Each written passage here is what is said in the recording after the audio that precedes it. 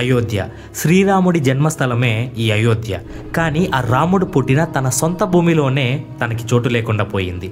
తన జీవితంలో ఆ శ్రీరాముడు వనవాసం చేసి ఎన్ని కష్టాలు పడ్డాడో అలానే ఈ అయోధ్య రామాలయం కూడా 500 సంవత్సరాల నుంచి కష్టపడుతూనే ఉంది. కేవలం 2.7 ఎకరాల భూమి కోసం 500 సంవత్సరాల నుంచి గొడవలు జరిగాయి.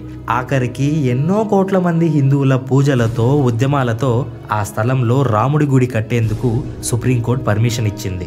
అసలు ఈ అయోధ్య చరిత్ర ఏంటి? ఈ 500 సంవత్సరాల్లో హిందువులకి ముస్లింలకి మధ్య గొడవలు ఎందుకు జరిగాయి? ఆలయాలను మసీదులను కూల్చేయాల్సిన అవసరం వచ్చింది. ఆఖరికి ఈ యుద్ధంలో శ్రీరాముడు ఎలా గెలిచాడు? వీటన్నిటి గురించి ఈ వీడియోలో క్లియర్గా మాట్లాడుకుందాం. వీడియో చాలా ఇంట్రెస్టింగ్గా ఉండబోతుంది. సో లాస్ట్ వరకు తప్పకుండా చూడండి. అది 1528 అంటే సుమారుగా 500 సంవత్సరాల క్రితమే ఈ గొడవలు మొదలయ్యాయి. ఆ టైంలో బాబర్ అయోధ్యలో ఉన్న రాముడి మందిరాన్ని పడగొట్టి ఆ ప్లేస్లో మసీదును కట్టాడు.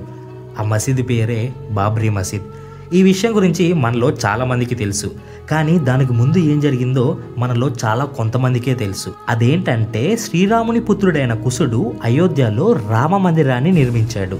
ఆ టైంలో ఒక్క అయోధ్యలోనే దాదాపుగా 3000 పైగా సీతారాముల మందిరాలు ఉండేవి. కాలక్రమంలో ఇందులో చాలా మందిరాలు చెడిపోయాయి. క్రీస్తు పూర్వం 5వ శతాబ్దంలో విక్రమాదిత్యుడు అనే ఒక రాజు ఈ మందిరాలను మళ్ళీ కట్టించి పూజలు చేయటం స్టార్ట్ చేశాడు. అప్పటి నుంచి ఎన్నో సంవత్సరాలుగా ఈ ఆలయాల్లో పూజలు జరుగుతూ ఉండేది. అది 1526 మొఘల్స్ ఇండియాలోకి ఎంటర్ అయ్యారు. అదే టైంలో ముఘల్ ఎంపరర్ అయిన బాబర్ అండ్ ఢిల్లీ సుల్తాన్ అయిన ఇబ్రహీం లోడీ మధ్య ఒక భయంకరమైన యుద్ధం జరిగింది. ఆ యుద్ధం పేరే పానీపట్ 1. ఈ యుద్ధంలో ముఘల్ ఎంపరర్ అయిన బాబర్ గెలిచాడు. అతను తన రాజ్యాన్ని అన్ని వైపులా స్ప్రెడ్ చేయటం స్టార్ట్ చేశాడు. ఈ ముఘల్స్ అనేవారు ఇస్లాంని నమ్ముతారు. అందుకే వాళ్ళ కంటపడ్డ పూజార్లను చంపేసేవారు, ఆలయాలను నాశనం చేసేవారు. అలా 1528 నాటికి ఈ మొఘల్ సామ్రాజ్యం అయోధ్య వరకు వచ్చింది. అయోధ్యలో ఉన్న అతి పవిత్రమైన రామ మందిరాన్ని కూల్చేసి ఆ ప్లేస్లో మసీదును కట్టారు. ఆ మసీదు పేరే బాబ్రీ మసీద్. అప్పటిదాకా 2 రాజ్యాల మధ్య జరిగే యుద్ధం కాస్త 2 మతాల మధ్య అంటే హిందువులు ముస్లింల మధ్య యుద్ధంలా మారింది. దాదాపుగా 200 సంవత్సరాల దాకా హిందువులందరూ సైలెంట్గా ఉన్నారు. ఎందుకంటే ఆ టైంలో మొఘళ్ళు పరిపాలిస్తున్నారు. 1717లో జైపూర్కి రాజైన రాజా జైసింగ్ ఆ మసీదు చుట్టుపక్కల ఉన్న ఏరియాని హిందువులకు తిరిగిచ్చేయమని మొఘల్స్ని రిక్వెస్ట్ చేశాడు. ఎందుకంటే ఆ ప్రదేశం హిందువులకి ఎంత పవిత్రమైనదో అతనికి బాగా తెలుసు. మొఘల్స్ దాన్ని ఒప్పుకోపోవడంతో మసీదుకి 150 అడుగుల దూరంలో ఒక చిన్న రామ మందిరాన్ని కట్టి అందులో పూజలు చేయడం స్టార్ట్ చేశాడు. కాలం పెరిగే కొద్దీ మొఘల్ ఎంపైర్ యొక్క పవర్ అనేది తగ్గిపోతూ వచ్చింది. దాంతో ఈ చిన్న రామ మందిరంలో హిందువులందరూ పూజలు చేయడం స్టార్ట్ చేశారు. 1778లో ఫ్రెంచ్ ప్రీస్ట్ జోసెఫ్ ఎటువంటి ఆధారాలు లేకుండా బాబ్రీ మసీద్ కట్టిన ప్రదేశంలోనే రాముడి జన్మస్థలం ఉందని చెప్పేశాడు. సిచ్యువేషన్ ఎలా ఉండేదంటే మసీదు లోపలేమో ముస్లింలు నమాజ్ చేసుకుంటూ ఉండేవారు, మసీదు బయట హిందువులు పూజలు చేస్తూ ఉండేవారు. అయితే రామ మందిరాన్ని పడగొట్టిన 250 సంవత్సరాల తర్వాత కూడా హిందువులు ఆ విషయాన్ని మర్చిపోలేదు. శ్రీరాముని జన్మస్థలంలో ఉన్న ఆ మందిరాన్ని పడగొట్టి అక్కడ ఒక మసీదు కట్టడం వాళ్ళు అస్సలు ఓర్చుకోలేకపోయారు. దాని కారణంగా రెగ్యులర్గా వీళ్ళ మధ్య గొడవలు జరుగుతూ ఉండేవి. కొంతకాలం తర్వాత బ్రిటిష్ ఆఫీసర్స్ చేసిన ఒక రిపోర్ట్ అనేది బయటపడింది. ఈ రిపోర్ట్ ప్రకారం ఆ మసీదులో హిందూ ఆలయాలకు సంబంధించిన వస్తువులు దొరికాయని ఆ రిపోర్ట్లో ఉంది. ఇంకో రిపోర్ట్లో ఏమో ఆ మసీదుకున్న పిల్లర్స్ అనేవి ఇంతకు ముందు ఉన్న రాముడి గుడి నుంచి తీసుకున్నారని చెప్పి ఉంది. ఈ రిపోర్ట్స్ బయటికి రావడంతో ఆ టైంలో చాలా పెద్ద గొడవలే జరిగాయి. అలా ఒక పక్కేమో ముస్లింలు నమాజ్ చేసుకుంటూ ఇంకో పక్కేమో హిందువులు పూజలు చేసుకుంటూ ఉండేవాళ్ళు. మళ్ళీ 1934లో అయోధ్యలో ఒక పెద్ద ఉద్యమం జరిగింది. ఈ ఉద్యమంలో బాబ్రీ మసీద్ యొక్క గోడలను పగలగొట్టేశారు. అప్పటి నుంచి బ్రిటిషర్లు ఆ ప్లేస్ మొత్తాన్ని సీజ్ చేశారు. ఎవరిని లోపలికి అలౌ చేసేవాళ్ళు కాదు. అప్పుడున్న కాంగ్రెస్ పార్టీ కూడా ఈ విషయాన్ని పెద్దగా పట్టించుకోలేదు.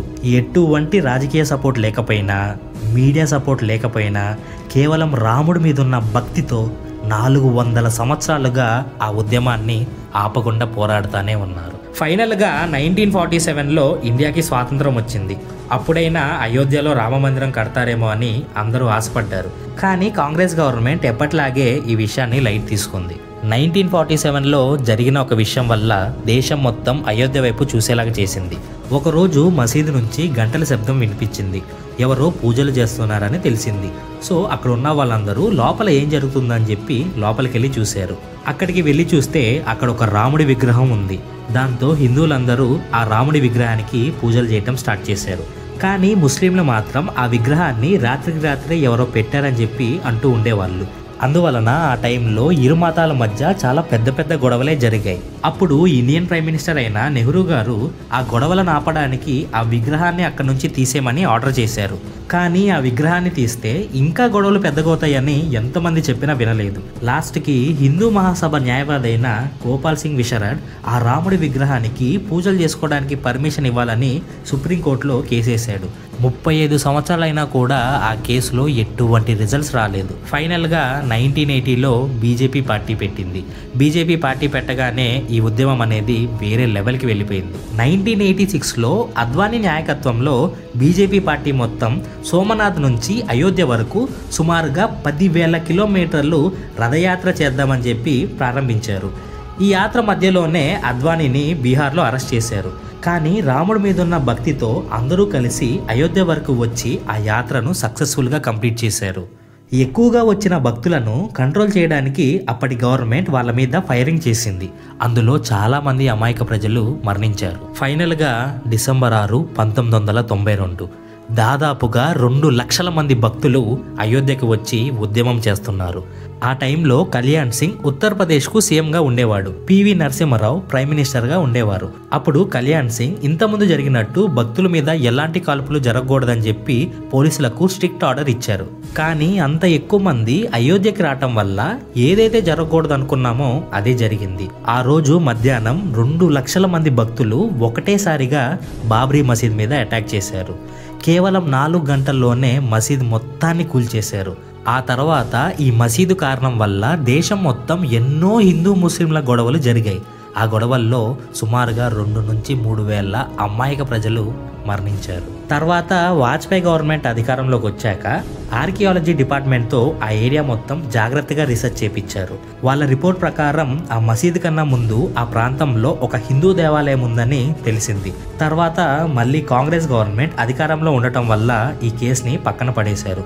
మళ్ళీ నరేంద్ర మోడీ గారు ప్రైమ్ మినిస్టర్ అయ్యాక ఈ కేసుని రీఓపెన్ చేపించారు.